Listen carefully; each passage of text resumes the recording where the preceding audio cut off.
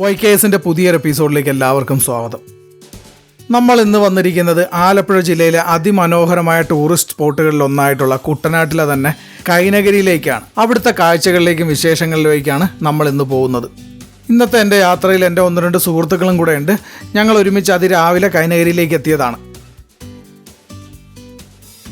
കൈനഗരിയിൽ നമുക്ക് ബാവുക്കുട്ടൻ്റെ ചേട്ടൻ്റെ വീടുണ്ട്. അപ്പോൾ ബാവുക്കുട്ടനെ നമുക്ക് പുറകെ പരിചയപ്പെടാം. അപ്പോൾ നമ്മൾ ചേട്ടൻ്റെ വീട്ടിലേക്ക് പോകുന്ന വഴിക്ക് ഈ പാലം എത്തിയപ്പോൾ ഇവിടെ നിർത്തിയതാണ്, ഇവിടെ നിന്നുള്ള കാഴ്ചകളൊക്കെ ഒന്ന് കാണാൻ വേണ്ടിയിട്ട്.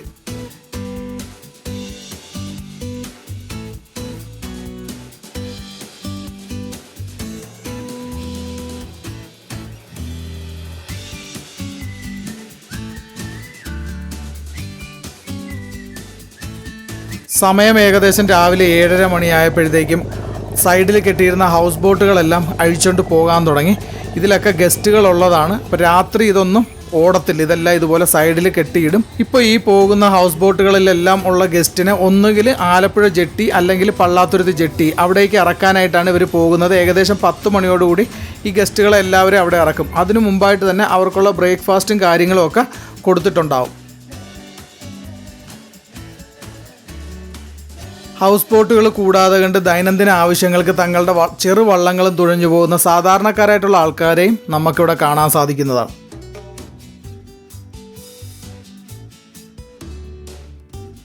കുട്ടനാട്ടുകാർ യാത്രകൾക്കായിട്ട് ഏറ്റവും കൂടുതൽ ആശ്രയിക്കുന്ന കേരള വാട്ടർ ട്രാൻസ്പോർട്ട് അതോറിറ്റിയുടെ ബോട്ടാണ് ഈ പോകുന്നത്.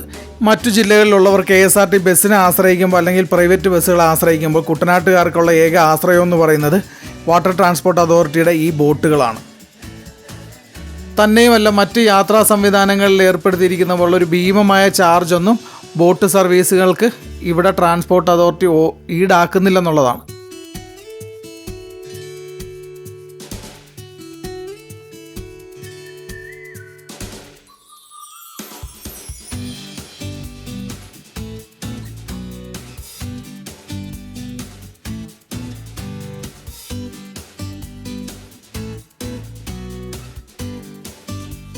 സമയം കഴിയും തോറും നമ്മൾ നിൽക്കുന്ന പാലത്തിൻ്റെ താഴെ കൂടെയുള്ള ബോട്ട് സർവീസുകളുടെ എണ്ണവും കൂടി വരുന്നുണ്ട്. അങ്ങനെ കുറച്ച് നേരം കൂടി അവിടെ നിന്ന് കാഴ്ചകളൊക്കെ കണ്ടതിന് ശേഷം നമ്മൾ ചേട്ടൻ്റെ വീട്ടിലേക്ക് പോവുകയാണ്. 2 സീസണുകളിലായിട്ട് 2 പ്രാവശ്യം നമ്മൾ കൈനഗരിയിൽ വന്നിട്ടുണ്ട്.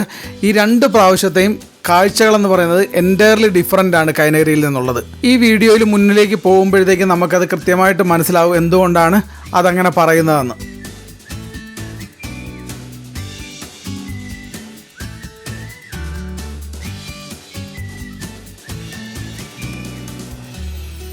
വർഷകാലത്തും വേനൽക്കാലത്തുമായിട്ട് 2 പ്രാവശ്യമാണ് നമ്മളിവിടെ വന്നത്. വേനൽക്കാലത്ത് നമ്മൾ നടന്നു പോകുന്ന പല വഴികളും നമ്മൾ വർഷകാലത്ത് വള്ളത്തിലാണ് പോകേണ്ടി വരുന്നത്. തന്നെയുമല്ല, വേനൽക്കാലത്ത് പച്ച പുതച്ച് നിൽക്കുന്ന നെൽപ്പാടങ്ങൾ കംപ്ലീറ്റ് നമ്മൾ വർഷകാലത്ത് വരുവാണെന്നുണ്ടെങ്കിൽ മുഴുവനായിട്ടും വെള്ളത്താൽ ചുറ്റപ്പെട്ട ഒരു പ്രദേശമാണ് നമുക്കിവിടെ കാണാൻ സാധിക്കുന്നത്.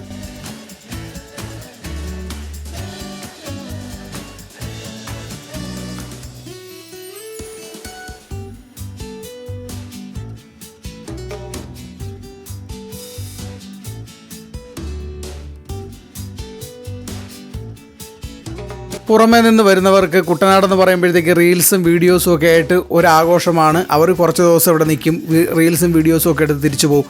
പക്ഷേ എന്നിരുന്നാലും വർഷകാലത്ത് കുട്ടനാട്ടുകാരുടെ ജീവിതം എന്ന് പറയുന്നത് കുറച്ച് ദുരിതപൂർണ്ണമാണ്. കാരണം തൊഴിൽ മേഖലകളൊക്കെ വളരെയധികം മന്ദഗതിയിലായിരിക്കും പോകുന്നത്. എന്നൊക്കെ ഇരുന്നാലും അവർ ഈ പറയുന്ന പോലെ ഇതിനെല്ലാം ഓവർകം ചെയ്ത് ഒരു സ്പോർട്സ്മാൻ സ്പിരിറ്റിലാണ് മുമ്പോട്ട് പോകുന്നത്.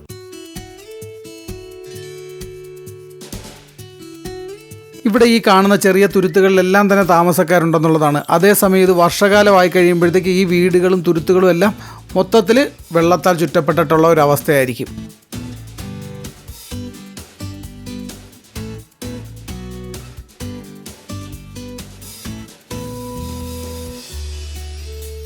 ആരോടും വലിയ പരാതിയും പരിഭവവും ഒന്നുമില്ലാതെ വരുന്ന ടൂറിസ്റ്റുകളെ എല്ലാവരെയും തന്നെ ജാതി മത ഭേദമന്യേ ചിരിച്ച മുഖത്തോടുകൂടി സ്വീകരിക്കുന്ന വളരെ നിഷ്കളങ്കരായിട്ടുള്ള സാധാരണക്കാരായിട്ടുള്ള ജനങ്ങൾ താമസിക്കുന്ന ഒരു പ്രദേശമാണ് കുട്ടനാടെന്ന് പറയുന്നത്. ഒരിക്കലെങ്കിലും കുട്ടനാട്ടിലേക്ക് വന്ന് ഇവിടുത്തെ ആതിഥ്യ മര്യാദ സ്വീകരിച്ചിട്ടുള്ളവർ ഞാൻ ഈ പറഞ്ഞ അഭിപ്രായത്തോട് 100% യോജിക്കുന്നവരായിരിക്കുമെന്ന് എനിക്ക് നല്ല ഉറപ്പുണ്ട്. അത്രയ്ക്ക് നല്ല ആൾക്കാരാണ് ഇവിടെയുള്ളവർ.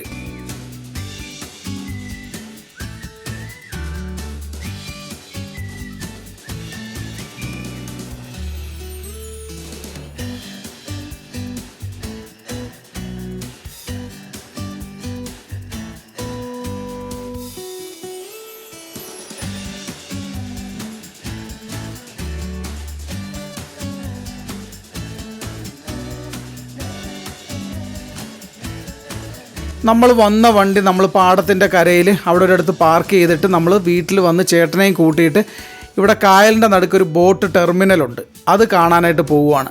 ഇനി മുമ്പോട്ട് കാറും അങ്ങനെയുള്ള കാര്യങ്ങളൊന്നും പോകത്തില്ല, ചെറിയ സ്കൂട്ടറുകളോ അതല്ലെന്നുണ്ടെങ്കിൽ സൈക്കിളും ഒക്കെ പോവുള്ളൂ. ആ ടെർമിനലിലേക്ക് നമുക്ക് ചെറിയ വള്ളത്തിലാണ് പോകാൻ സാധിക്കുന്നത്. അപ്പോൾ നമ്മൾ ചേട്ടൻ്റെ വള്ളം കിടക്കുന്നിടത്തേക്കാണ് ഇപ്പോൾ പോകുന്നത്.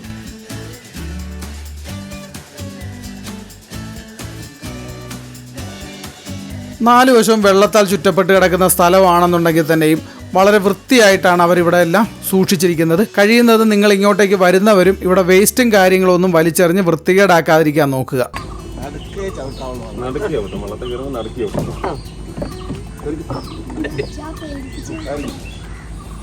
ഇത് നമ്മുടെ സുഹൃത്ത് അജിയും അജിയുടെ മോനുമാണ്. അജി ദുബായിലാണ് ജോലി ചെയ്യുന്നത്, ലീവിന് വന്നിരിക്കുന്നതാണ്. ഈ കാണുന്നതാണ് ചേട്ടൻ്റെ വള്ളം. അപ്പോൾ ഈ വള്ളത്തിലാണ് നമ്മളെല്ലാവരും ടെർമിനലിലേക്ക് പോകുന്നത്.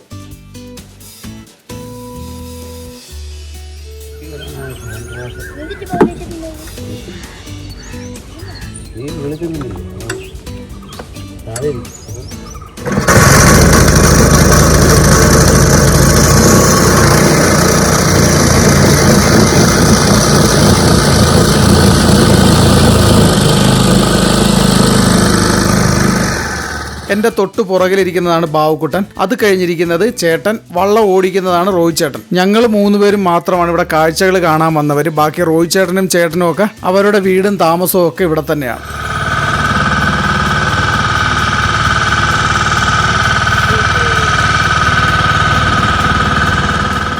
അങ്ങ് ദൂരെ ആ കാണുന്നതാണ് നമ്മൾ നേരത്തെ പറഞ്ഞ കായലിന് നടുക്കുള്ള ടെർമിനൽ. ഈ ചെറുവള്ളത്തിൽ നമ്മൾ ഏകദേശം ഒരു 15-20 മിനിറ്റ് കൊണ്ട് ഇവിടെ എത്തിയെന്നുള്ളതാണ് ഈ ടെർമിനലിലേക്ക്.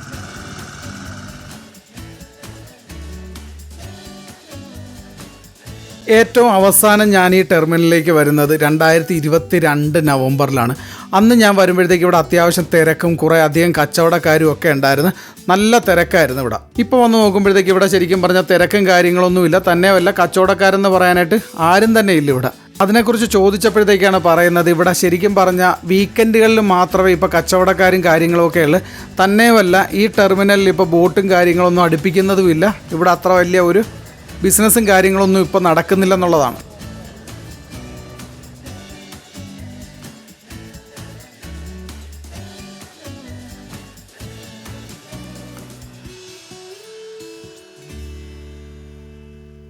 കോടിക്കണക്കിന് രൂപ ചെലവിട്ട് ഗവൺമെൻറ് നിർമ്മിച്ചിരിക്കുന്ന ഈ ഒരു പ്രൊജക്റ്റ് ഇപ്പോൾ ശരിക്കും പറഞ്ഞാൽ അധികാരികളുടെ അനാസ്ഥ കൊണ്ടെന്ന് തന്നെ പറയേണ്ടി വരും. ഇവിടെ മൊത്തം നശിച്ച് കാട് കയറി അനാശാസ്യ പ്രവർത്തനങ്ങൾക്ക് മാത്രമായിട്ട് ഒരിടത്താവളം, അങ്ങനെ തന്നെ വിശേഷിപ്പിക്കേണ്ടി വരും ഇതിനെ. ഇപ്പോൾ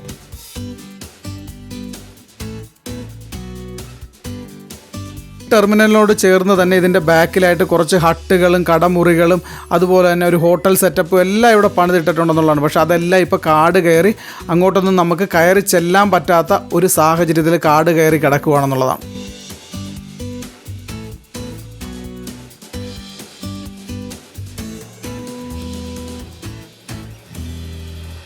ഈ ഒരു ടെർമിനൽ ഇവിടുത്തെ കാഴ്ചകളൊക്കെ കാണുമ്പോഴത്തേക്ക് നമുക്ക് മനസ്സിൽ തോന്നുന്നൊരു കാര്യമുണ്ട്.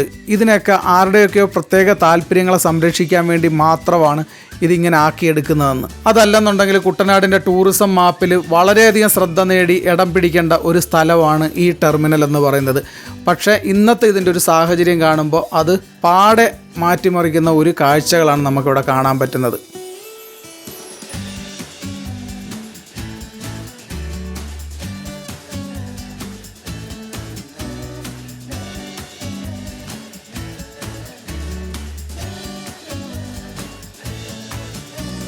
ശരിക്കും ഈ ടെർമിനലിലേക്ക് എത്താനായിട്ട് ഇതിൻ്റെ ബാക്കിൽ നിന്ന് റോഡുള്ളതാണ്. പക്ഷേ അവിടെ ആ ഭാഗങ്ങൾ കംപ്ലീറ്റ് ഇപ്പോൾ കാട് പിടിച്ച് കിടക്കുവാണ്. ഇപ്പോൾ ഈ ടെർമിനലിലേക്ക് എത്തണമെന്നുണ്ടെങ്കിൽ ചെറുവള്ളങ്ങളിലോ അല്ലെന്നുണ്ടെങ്കിൽ ഹൗസ് ബോട്ടുകൾ വഴി മാത്രമേ ഈ ടെർമിനലിലേക്ക് എത്താൻ സാധിക്കത്തുള്ളൂ.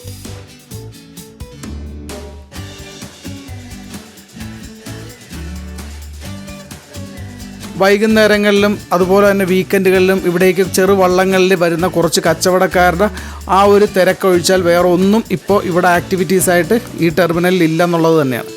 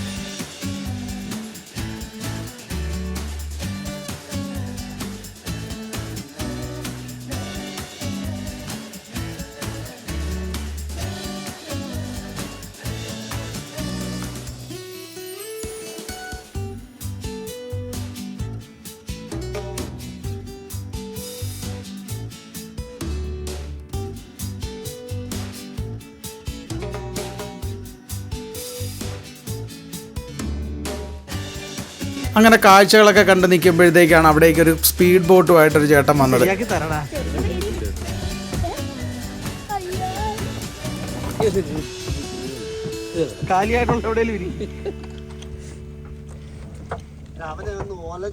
അജിയും ഞാനും എന്തായാലും സ്പീഡ് ബോട്ടിൽ ഒരു കറക്കം കറങ്ങാമെന്ന് തന്നെ തീരുമാനിച്ച് ആളൊന്നിക്ക് 250 രൂപ വെച്ചിട്ടാണ് അവർ ചാർജ് ചെയ്യുന്നത്. ഞങ്ങൾ എന്തായാലും സ്പീഡ് ബോട്ടിൽ കയറുന്നെന്ന് പറഞ്ഞപ്പോഴത്തേക്ക് അമ്പാടിക്കും ഞങ്ങളുടെ കൂടെ വരണമെന്ന് ഒറ്റ നിർബന്ധം. അങ്ങനെ ഞങ്ങൾ 3 പേരും കയറിയ സ്പീഡ് ബോട്ട് നേരെ കായലിൻ്റെ നടുക്കോട്ട്.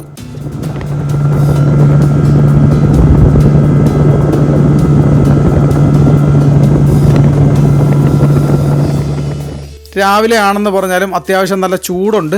അതുകൊണ്ട് തന്നെ അധിക നേരം സ്പീഡ് ബോട്ടിൽ കറങ്ങാൻ പറ്റത്തില്ല. പക്ഷേ എന്നിരുന്നാലും ചെറിയ കാറ്റും കാര്യങ്ങളൊക്കെ ഉള്ളതുകൊണ്ട് സ്പീഡ് ബോട്ടിലുള്ള യാത്ര ഒരു നല്ല അനുഭവം തന്നെയാണ്. ബോട്ട് ഓടിക്കുന്ന ചേട്ടൻ ആ സ്പീഡ് ബോട്ട് ഇട്ട് നല്ലതുപോലെ ഒന്ന് കറക്കുക എടുക്കുകയൊക്കെ ചെയ്യുമ്പോഴത്തേക്ക് അമ്പാടി അതിനകത്തിരുന്ന് കൂക്കി വിളിയും ബഹളവും കരച്ചിലും ഒക്കെ തുടങ്ങി. എങ്ങനെയെങ്കിലും അമ്പാടിക്ക് കരയിൽ ഇറങ്ങിയാൽ മതി എന്നുള്ളതായി.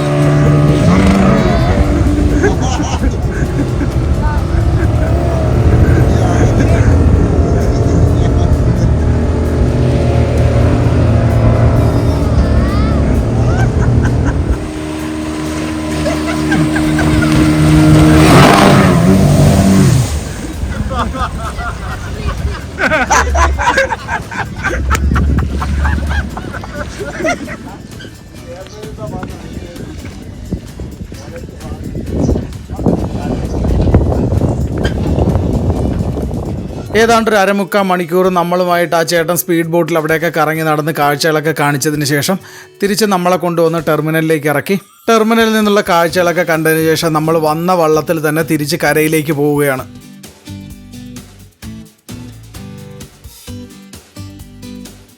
നമ്മൾ കരയിലേക്ക് തിരിച്ചെത്തിയതിന് ശേഷം വള്ളം അവിടെ കെട്ടിയിട്ട് ഇവിടെ അടുത്തൊരു ഷാപ്പ് ഉണ്ടെന്ന് പറഞ്ഞു. അപ്പോൾ അവിടെ കള്ള് കിട്ടുമോ എന്നറിയാനായിട്ട് അങ്ങോട്ടേക്ക് നടക്കുവാണ് നമ്മൾ. കുട്ടനാടിൻ്റെ മറ്റൊരു പ്രത്യേകത എന്ന് പറയുന്നത് ഇവിടെയുള്ള കള്ള് ഷാപ്പുകളിൽ എല്ലായിടത്തും തന്നെ നല്ല ശുദ്ധമായ തെങ്ങിൻ കള്ള്, ഒരു മായവും ചേർക്കാത്തത് നമ്മൾ വരുന്ന സമയത്തിനനുസരിച്ച് അന്തിയും പുലരിയും ഒക്കെ നമുക്ക് കിട്ടുമെന്നുള്ളതാണ്. ഇവിടെയുള്ള കള്ള് ഷാപ്പുകളിൽ എല്ലായിടത്തും തന്നെ നമുക്ക് ഫാമിലിയായിട്ട് വന്നിരുന്ന് നല്ല ആംബിയൻസിൽ നല്ല നാടൻ ഭക്ഷണം കഴിക്കാൻ പറ്റിയ കള്ള് ഷാപ്പുകളാണെന്നുള്ളതാണ്.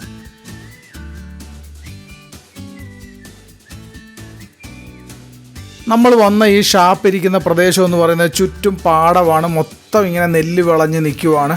അതിമനോഹരമായിട്ടുള്ളൊരു കാഴ്ചയാണ് നമ്മൾ ഈ ഷാപ്പിനകത്തിരുന്നിട്ടായാലും പുറത്ത് നിന്നിട്ടായാലും നോക്കുമ്പോഴത്തേക്ക് കാണുന്നത്. ശരിക്കും ആലപ്പുഴയിലേക്ക് സഞ്ചാരികളെ കൂടുതൽ ആകർഷിക്കുന്നത് ഈ കാഴ്ചകളൊക്കെ തന്നെയാണെന്ന് വേണം പറയാൻ. അത്രയ്ക്ക് മനോഹരമാണെന്നുള്ളതാണ് ഇവിടുത്തെ കാഴ്ചകൾ.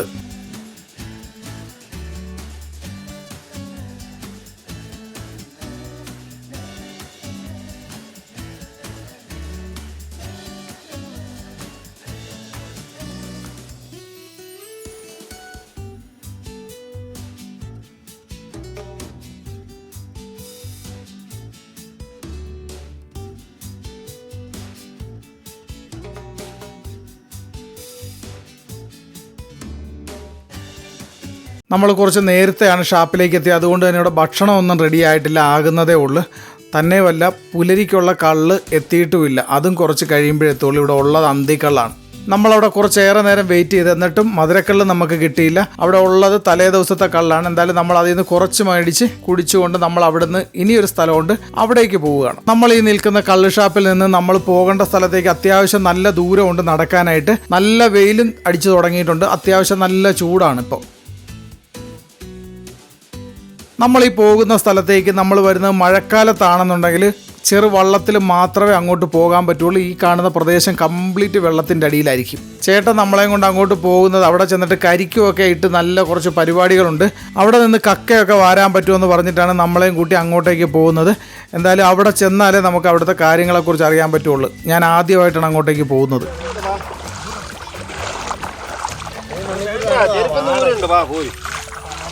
പാണ്ടൊക്കെ നനഞ്ഞോട്ടെ, കുഴപ്പമില്ല. പാണ്ടൊക്കെ നനഞ്ഞോട്ടെ, അതൊന്ന് ഉണങ്ങിക്കോളും.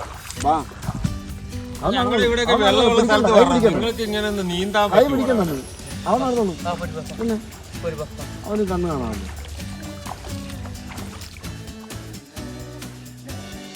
ഈ പാടവരമ്പത്തൂടെ കുറച്ച് ദൂരെ നടക്കണം, എന്നാൽ മാത്രമേ നമുക്ക് അവിടേക്ക് എത്താൻ പറ്റുള്ളൂ. അങ്ങ് ദൂരെ കാണുന്ന ആ ഒരു മോട്ടോർ പെരയിലേക്കാണ് നമ്മളിപ്പോൾ ഈ പോയിക്കൊണ്ടിരിക്കുന്നത്.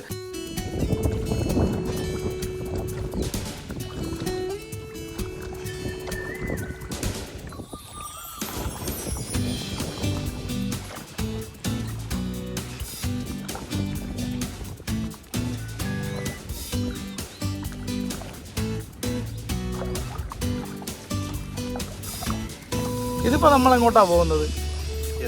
ഇപ്പം നമ്മളെങ്ങോട്ടാ പോകുന്നത്? അല്ല, ഇത് നമ്മളിപ്പോ അന്ന് പോയ സ്ഥലത്തേക്കാണോ പോകുന്നത്? സ്ഥലത്തേക്ക് പോകാനായിട്ട് നമ്മൾ ബണ്ടയിലോട്ടാണ് പോകുന്നത്. ബണ്ടിലേക്കാണ് പോകുന്നത്. അവരല്ല നിൽക്കുന്നത്. അവരാണോ അല്ല, അന്ന് നമ്മൾ പോയത് ആ വഴി കൂടെ അല്ലേ പോയത്? നേരെ അങ്ങോട്ട് പോവാ. ഓക്കെ.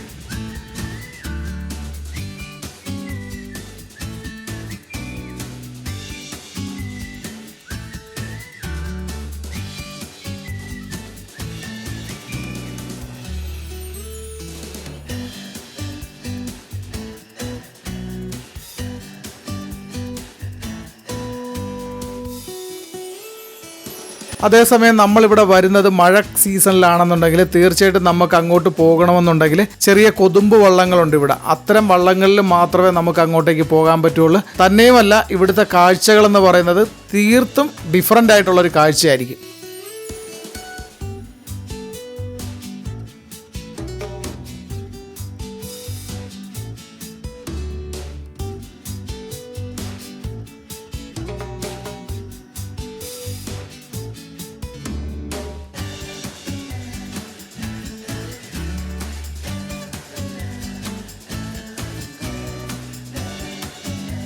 ഏതാണ്ട് ഒരു 10-20 മിനിറ്റോളം നടന്നതിന് ശേഷം നമ്മൾ നമ്മുടെ ആ മോട്ടോർ പെരയുടെ അടുത്തേക്ക് എത്തി. അങ്ങനെ അവിടുന്ന് കരിക്കൊക്കെ ഇട്ട് നമ്മൾ അവിടുന്ന് തന്നെ കരിക്കൊക്കെ പൊട്ടിച്ച് ചില നാടൻ പ്രയോഗങ്ങളൊക്കെ ഉണ്ട്. അതൊക്കെ കഴിഞ്ഞതിന് ശേഷം നമ്മൾ നേരെ കക്ക വാരാനായിട്ട് ഇറങ്ങി.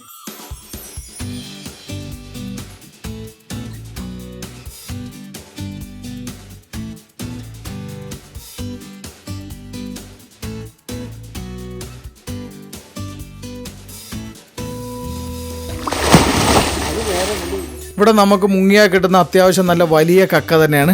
അവിടെ നിന്ന് കുറേ നേരം നമ്മൾ കഷ്ടപ്പെട്ട് കുറച്ച് കക്കയൊക്കെ വാരി. അജിയും പാവക്കുട്ടനൊന്നും എന്തായാലും കക്ക വാരാനായിട്ട് ഇറങ്ങിയില്ല. ഞാനും ചേട്ടനും റോഹിത് ചേട്ടനും മാത്രമാണ് കക്ക വാരാനായിട്ട് ഇറങ്ങിയത്. എന്തായാലും കുറച്ച് നേരം, ഏകദേശം ഒരു അരമണിക്കൂർ 3/4 മണിക്കൂർ നമ്മൾ പരിശ്രമിച്ചപ്പോഴത്തേക്കും നമുക്ക് ഏകദേശം ഇതിൻ്റെ എല്ലാം ക്ലീൻ ചെയ്തെടുത്തു കഴിഞ്ഞാൽ ഒരു 1-1.25 കിലോ കക്ക ഇറച്ചി കിട്ടുന്ന രീതിക്കുള്ള കക്ക നമുക്ക് കിട്ടിയിട്ടുണ്ട് ഇവിടുന്ന്.